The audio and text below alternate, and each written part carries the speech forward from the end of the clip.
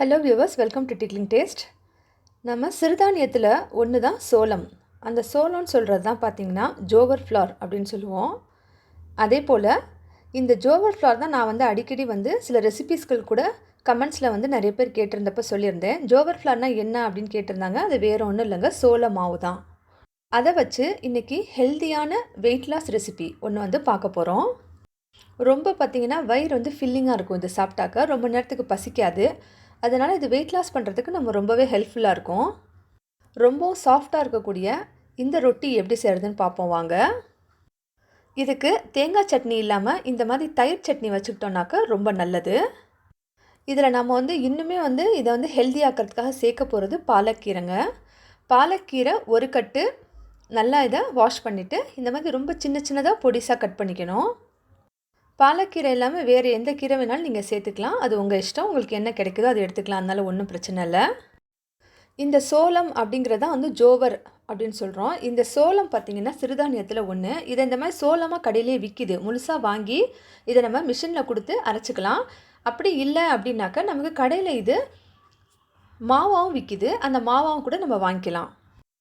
முழு சோளமாக வாங்கி நம்ம அதை அரைச்சாலும் ஒன்று தான், இல்லை நம்ம கடையில் அது மாவாகவும் வாங்கிட்டாலும் ரெண்டுமே ஒன்று தான். வெள்ளை சோளம், சிகப்பு சோளம்னு ரெண்டு விதமாக சோளம் இருக்குது. இது ரெண்டுமே ஒரே பயனை தான் தரக்கூடியது. இன்றைக்கி நான் எடுத்திருக்கிறது சோள மாவு, அதாவது ஜோவர் ஃப்ளார் அப்படின்னு சொல்லக்கூடிய சோள மாவு தான் இன்றைக்கி நான் எடுத்திருக்கேன். இதை வச்சு தான் இன்றைக்கி நம்ம இந்த ரெசிபி செய்ய போகிறோம். இதில் நார் சத்து அதிகமாக இருக்குது. அதே போல் பிளட்டில் இருக்கக்கூடிய சுகரை கண்ட்ரோல் பண்ணுறதுக்கும் இது நமக்கு உதவி செய்யுது. உடம்பை குறைக்கணும்னு நினைக்கிறவங்க அவசியம் வாரத்துக்கு 3 தடவையாவது இதை எடுத்துக்கிறது ரொம்பவுமே நல்லது. இப்போ வாங்க ரெசிபிக்குள்ளே போவோம். ஃபஸ்ட்டு எடுத்தோடனே ஒரு பவுலில் நம்ம ஏற்கனவே நறுக்கி வச்சுருக்க கீரையை சேர்த்துக்கணும். சேர்த்துட்டு 50 கிராம் அளவுக்கு சோள மாவு அதை சேர்த்துக்கணும்.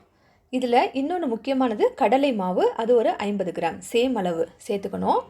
அதுக்கப்புறம் 1 டேபிள் ஸ்பூன் சம்பா கோதுமை ரவை, அது 1 டேபிள் ஸ்பூன் நம்ம சேர்த்துக்கணும். பெரிய வெங்காயம் மீடியம் சைஸ் சின்ன சின்னதாக கட் பண்ணது. இஞ்சி ஒரு சின்ன துண்டு துருகியது. இஞ்சி டைஜஷனுக்கும் ரொம்ப நல்லது. அதே மாதிரி வெயிட் லாஸ்க்குமே ரொம்ப ரொம்ப பயன்படக்கூடியது. பூண்டு 8லேருந்து 15 பல் சேர்த்துக்கணும். ஜீரகம் 1/2 டீஸ்பூன் சேர்த்துக்கணும். ஓமம் 1/4 டீஸ்பூனுக்கும் ரொம்ப கம்மியாக எடுத்துகிட்டு இதை கையிலேயே நல்லா நம்ம ஒரு தடவை கசக்கிட்டு இதை சேர்த்துக்கணும். அப்போ தான் இதோட ஃப்ளேவர் நமக்கு கிடைக்கும்.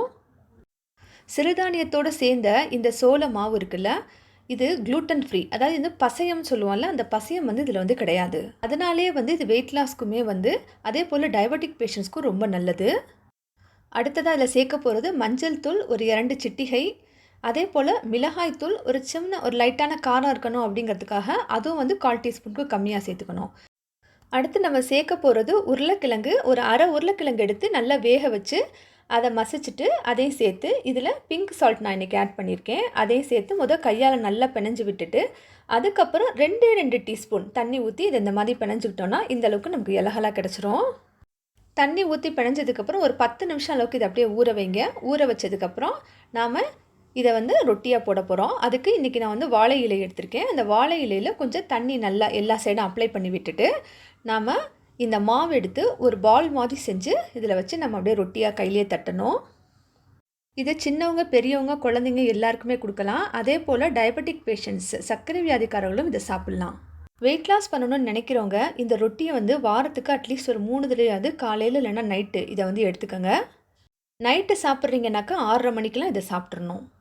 இப்போ ரொட்டியாக இதை தட்டினதுக்கப்புறம் ஒரு பேனில் லைட்டாக ஆயில் ஊற்றிட்டு அந்த ஆயிலை ஒரு டிஷ்யூ பேப்பர் இல்லைனாக்கா ஒரு கிளாத் வச்சு அப்படியே அதை எல்லா சைடும் அப்ளை பண்ணி விட்டுட்டு அதுக்கப்புறம் நம்ம இலையில் போட்டு வச்சோம் பார்த்திங்களா, அந்த ரொட்டி எடுத்து அப்படியே இன்வெர்ட்டடாக நம்ம அதில் திருப்பிடணும். இதை திருப்பிட்டு இதை 1 நிமிஷம் அளவுக்கு லோ ஃப்ளேமில் அப்படியே விட்டுறணும்.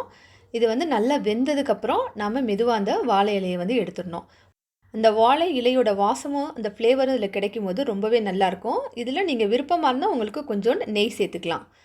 ஆயில் சேர்க்கக்கூடாது, நெய் சேர்த்துக்கலாம். ஃபஸ்ட்டு ஒரு சைடு ஒரு 3 நிமிஷம் லோ ஃப்ளேமில் வேக விட்டுட்டு அதுக்கப்புறம் இன்னொரு சைடு 3 நிமிஷம் லோ ஃப்ளேமில் வேக விடணும். இந்த மாதிரி நம்ம முன்னாடி எடுத்தோம் பார்த்திங்களா டிஷ்யூ பேப்பர் இல்லைனாக்கா அந்த கிளாத்தை அதை வச்சு லைட்டாக ப்ரெஸ் பண்ணி விடணும். 2 சைடுமே இந்த மாதிரி ப்ரெஸ் பண்ணி விடணும். இப்போ ரொட்டி பார்த்திங்கன்னா நமக்கு ரொம்ப அழகாக வெந்துடும். அதே போல் ரொம்ப சாஃப்டாகவும் இருக்கும். தாராளமாக காலையில் வந்து 3 ரொட்டி இந்த ரொட்டி நம்ம எடுத்துக்கலாம். இதுக்கு வந்து தயிர் பச்சடி வச்சுக்கிட்டிங்கன்னா ரொம்பவுமே நல்லது. இப்போ தான் நான் உடம்ப குறைக்கிறதுக்கு ஸ்க்ராட்ச்லேருந்து ஸ்டார்ட் பண்ணுறேன் அப்படின்னு நினைக்கிறவங்க இதை காலையே வந்து உணவாக எடுத்துக்கணும். ஏன்னா காலை வெறும் வயிற்றில் சாப்பிடக்கூடிய உணவு வந்து ரொம்ப ஆரோக்கியமானதாக இருக்கிறது நல்லது. நம்ம குறைக்கணும் அப்படின்னு சொல்லிட்டு நம்ம ஸ்டார்ட் பண்ணணுமே நிறைய தடைகள் வரும். அதெல்லாம் தாண்டி நம்ம வந்து கன்சிஸ்டண்ட்டாக இதை செஞ்சோம்னாக்கா நல்ல பலன்கள் கிடைக்கும். சோள மாவு எல்லா மளிகை கடைகளையுமே கிடைக்குதுங்க பேக்கெட்டில். கட்டாயமாக இதை வாங்கி நீங்கள் இதை செஞ்சு பாருங்கள். அதே போல் ரொட்டி செஞ்சோன்னுமே சூடாக சாப்பிடுங்க. அப்போ தான் அதோட ஹெல்த் பெனிஃபிட் நமக்கு கிடைக்கும். எப்படி இருக்குன்னு செஞ்சு பார்த்துட்டு கமெண்ட்ஸில் சொல்லுங்கள். தேங்க்யூ ஃபார் வாட்சிங்.